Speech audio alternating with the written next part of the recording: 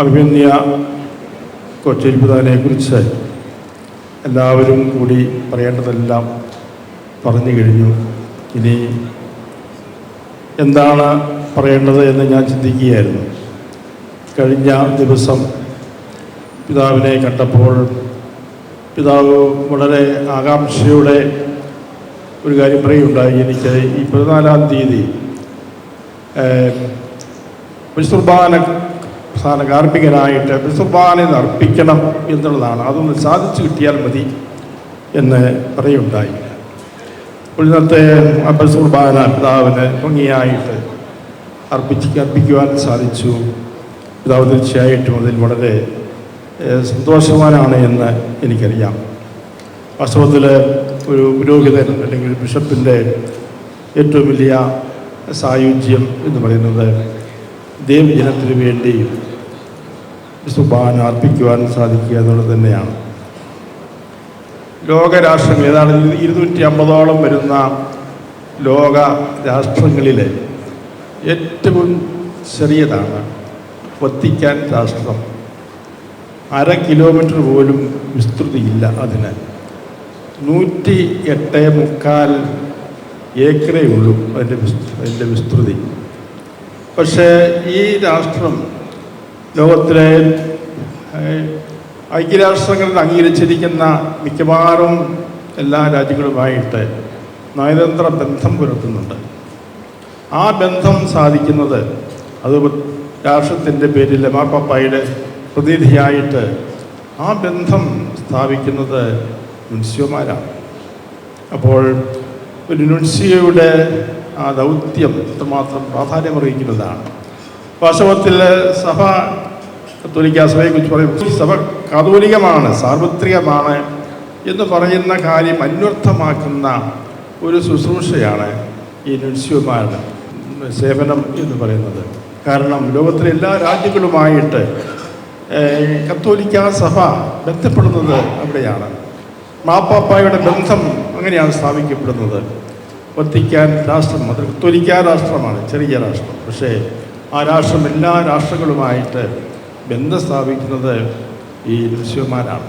അപ്പോൾ വാസ്തവത്തിൽ സഭയെ കാത്തലിക്കാക്കുന്ന വലിയൊരു ഘടകമാണ് ഈ നുൻസിയോയുടെ ശുശ്രൂഷ എന്ന് പറയുന്നത്. അത് വളരെ ഏറ്റവും വിശ്വസ്തരായവരെയാണ് അത് തിരഞ്ഞെടുക്കുക. ഇവിടെ സൂചിപ്പിക്കുകയുണ്ടായി ഫ്രാൻസിസ് പാപ്പായുടെ പിതാവിനോടുള്ള ആ വലിയ മതിപ്പ്. അതിനെപ്പറ്റി എനിക്ക് നേരിട്ടറിയാവുന്ന കാര്യമാണ്. അതുകൊണ്ട് മറ്റാരും പറഞ്ഞ് സാക്ഷ്യപ്പെടുത്തേണ്ട കാര്യമില്ല. ഇവിടെ സൂചിപ്പിച്ചതുപോലെ ഞാൻ ഒരിക്കൽ അടുത്ത കാലത്ത് മാർപ്പാപ്പയെ കാണാൻ വ്യക്തിപരമായ ഒരു കൂടിക്കാഴ്ചയ്ക്ക് അവസരം കിട്ടിയപ്പോൾ ഞാൻ ചങ്ങനാശ്ശേരിയുള്ള ആർച്ച് ബിഷപ്പാണ്.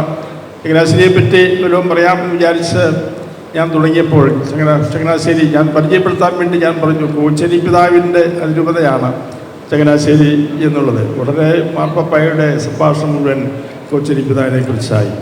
വളരെ വാചാരനായിട്ട് അദ്ദേഹം സംസാരിക്കുകയുണ്ടായി. എന്നിട്ട് അദ്ദേഹം പറഞ്ഞു, അദ്ദേഹം റിട്ടയർ ചെയ്യാൻ ഒന്നെന്ന് പറഞ്ഞു. ഞാൻ പറഞ്ഞു, കുറച്ചാളുകൾ നിൽക്കെ എനിക്ക് ആവശ്യമുണ്ട്. പക്ഷേ എങ്കിലും അദ്ദേഹം നിർബന്ധിച്ചു. എൻ്റെ അനാരോഗ്യം മൂലം ഞങ്ങൾ അംഗീകരിക്കുകയാണ് ചെയ്തത്. അല്ലെങ്കിൽ അദ്ദേഹത്തിൻ്റെ സേവനം കുറച്ചുകൂടി കിട്ടിയാൽ കൊള്ളാമെന്ന് എനിക്ക് ആഗ്രഹമുണ്ടായിരുന്നു എന്നുള്ളത്. ആ ഒരു മതിപ്പ് ഇങ്ങനെ ഇതുപോലെ ഉള്ളവരാണല്ലോ വാസ്തവത്തിലെ സഭയുടെ ഏറ്റവും വലിയ ശില്പികൾ എന്ന് പറയുന്നത്. അതുകൊണ്ട് അങ്ങനെയുള്ള ഒരു വലിയ ശുശ്രൂഷ കൊച്ചിപ്പിതാവിന് സാധിച്ചു. അത് ചങ്ങനാശ്ശേരിയിൽ നിന്ന്, കൊച്ചേരി കുടുംബത്തിൽ നിന്ന്, നമ്മുടെ ചെറോ മലബാർ സഭയിൽ നിന്ന് അങ്ങനെ ഒരാളെ സാർവത്രിക സഭയ്ക്ക് സംഭാവന ചെയ്യാൻ സാധിച്ചു എന്നുള്ളത് വലിയൊരു കാര്യമാണ്. നമുക്ക് വലിയൊരു ആനന്ദത്തിൻ്റെയും അഭിമാനത്തിൻ്റെയും വലിയൊരു കാര്യമാണ് ഇത്. പ്രത്യേകിച്ച് ഞാൻ ആവർത്തിക്കുന്നില്ല, പിതാവിൻ്റെ സവിശേഷമായ വ്യക്തിപരമായ ഗുണഗണങ്ങളെക്കുറിച്ചൊക്കെ ഇവിടെ പറയുകയുണ്ടായി. എല്ലാവർക്കും അത് സുപരിചിതമാണല്ലോ. ഇന്ന് പിതാവ് തൻ്റെ മെത്രാഭിഷേകത്തിൻ്റെ രജത ജൂബിലി കൊണ്ടാടുകയാണ്. 25 വർഷം പൂർത്തിയാക്കുന്ന ഈ അവസരത്തിൽ വാസ്തവത്തിലെ മെത്രാൻ പദവി വിശ്വമാർക്കൽക്കാർ മെത്രാന്മാരാണ്. അപ്പോൾ ഈ മെത്രാൻ പദവി, മെത്രാൻ സ്ഥാനത്തിൻ്റെ പ്രാധാന്യത്തെക്കുറിച്ച് സഭയുടെ ആദ്യകാലത്ത് ഏറ്റവും വലിയ പണ്ഡിതനായിരുന്ന ഒരിജൻ പറയുണ്ടായി.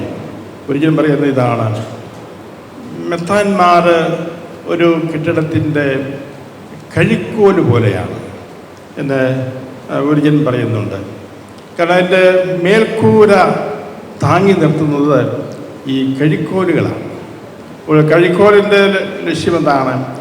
അതാണ് ആ കെട്ടിടത്തെ സംരക്ഷിക്കുന്നതെന്ന് പറഞ്ഞാൽ വെയിലിൽ നിന്നും മഴയിൽ നിന്നും മറ്റ് പ്രകൃതി ക്ഷോഭങ്ങളിൽ നിന്നൊക്കെ ഈ കെട്ടിടത്തിന് സംരക്ഷണം നൽകുന്നത് ഈ കൈക്കോലുകളാണ്. അത് പ്രത്യേകിച്ച് അദ്ദേഹത്തിൻ്റെ സാഹചര്യത്തിൽ പറഞ്ഞു, സൈപ്രസിൻ്റെ തടി കൊണ്ടാണ് ഈ കഴിക്കോൽ ഉണ്ടാക്കുന്നത്. അതിന് പ്രത്യേകമായ ഒരു പ്രത്യേകതയുണ്ട്. അതിന് കൂടുതൽ ബലമുള്ളതാണ്. സൈപ്രസ് തടി കൂടുതൽ ബലമുള്ളതാണ്. അതിനൊരു സുഗന്ധമുണ്ട് എന്നും പറയും. സൗരഭ്യം, സുഗന്ധമുണ്ട്. അതുപോലെയാണ് മെത്രാൻ്റെ ശുശ്രൂഷ. സഭയാകുന്ന ഭവനത്തെ താങ്ങി നിർത്തുന്ന കഴിക്കോലുകളാണ്. അതിന് ആ ബലം ഒരിക്കൽ പറയുന്നുണ്ട്. അത് അവരുടെ ആ വിശ്വസ്തത, അവരുടെ ടീച്ചിങ്, ഇതൊക്കെയാണ് ബലവും. ആ സുഗന്ധം എന്ന് പറയുന്നത് അവരുടെ പ്രബോധനങ്ങളാണ് എന്ന് ഒരിക്കൽ പറയുന്നുണ്ട്.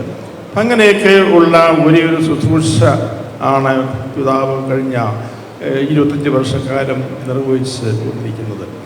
സഭാപിതാവായ സിപ്രിയാൻ പറയുന്നുണ്ട്, ഈ മെത്രാൻ എന്ന് പറയുന്നത്, മെത്രാൻ്റെ ഏറ്റവും വലിയ ഉത്തരവാദിത്വം എന്ന് പറയുന്നത് അപ്പസ്റ്റോലിക് ട്രഡീഷൻ അത് സംരക്ഷിക്കുക എന്നുള്ളതാണ്. Apostolic tradition. അപ്പോൾ ഒരു മെത്രാനിൽ നിന്ന് തന്നെ മെത്രാൻ പട്ടം സ്വീകരിക്കുകയും സഭയുടെ വിശ്വാസ പാരമ്പര്യത്തോടെ വിശ്വസ്തത പുലർത്തുകയും ചെയ്യുന്നവനായിരിക്കണം. അതില്ലെങ്കിൽ, അങ്ങനെ ചെയ്യാത്ത ഒരാൾ മെത്രാനെന്ന പേരിന് അർഹനല്ല എന്നാണ് അദ്ദേഹം പറയുന്നത്. എന്ന് പറഞ്ഞാൽ ആ ശ്ലൈഹിക പാരമ്പര്യത്തെ വിലമതിക്കുകയും അതിനെ അവഗണിക്കുകയും ചെയ്യുന്ന ഒരു ആളെ മെത്രാനെന്ന് വിളിക്കാൻ സാധിക്കില്ല എന്ന് വിശുദ്ധ സിപ്രിയാൻ പറയുന്നുണ്ട്. ഈ രീതിയിൽ സഭയുടെ ഒരു വിശ്വാസ സാക്ഷ്യമാണ് വിവിധ രാജ്യങ്ങളിൽ മിഷണറിമാർ ചെയ്തുകൊണ്ടിരിക്കുന്നത്. സഭയുടെ കാഴ്ചപ്പാട് എന്താണ്, ദർശനം എന്താണെന്ന് പ്രഖ്യാപിക്കുവാനും അത് പരിചയപ്പെടുത്തുവാനും ഒക്കെയാണ് മാർപ്പാപ്പായുടെ പ്രതിനിധി എന്ന നിലയിൽ. ആ രീതിയിലാണ് സഭയെ ലോകത്തിന് മുമ്പിൽ പ്രതിഷ്ഠിക്കുന്ന വലിയൊരു ശുശ്രൂഷയാണിത്. അഭിവിൻ്റെ ആ കൊച്ചിരി പിതാവിൻ്റെ ആ വലിയ ശുശ്രൂഷ സഭയ്ക്ക് ഏറ്റവും മതിപ്പോടുകൂടി അത് നിർവഹിക്കാൻ സാധിച്ചതിലുള്ള നമ്മുടെ മാതൃരൂപതയുടെ ഈ സന്തോഷം ഞാനും പ്രത്യേകമായിട്ട് ഈ അവസരത്തിൽ പങ്കുവയ്ക്കുന്നു. പിതാവിൻ്റെ നല്ല സൗഹൃദത്തിനും പ്രത്യേകമായി നന്ദി പറയുകയാണ്. പിതാവിൻ്റെ കുടുംബാംഗങ്ങൾ, വലിയൊരു കുടുംബത്തിലെ അംഗം, 14 മക്കളുള്ള കുടുംബത്തിലെ ആദ്യത്തെ മൂത്ത പുത്രനാണ് കൊച്ചേരി പിതാവ്. വലിയൊരു ഭാഗ്യമല്ലേ അതൊക്കെ. ഇവിടെ ആഞ്ചേരി പിതാവ് സൂചിപ്പിച്ചതുപോലെ കൊച്ചേരി കുടുംബം നൽകിയ വലിയ സംഭാവനകൾ. ഈ അവസരത്തിൽ കൊച്ചേരി കുടുംബത്തെയും പ്രത്യേകമായിട്ട് ഞാൻ അഭിനന്ദിക്കുകയാണ്. പിതാവിനെ ഒരിക്കൽ കൂടി എല്ലാവിധ ആശംസകളും ദൈവാനുഗ്രഹവും നേർന്നുകൊണ്ട് എൻ്റെ വാക്കുകൾ സമർപ്പിക്കുന്നു. നന്ദി, നമസ്കാരം.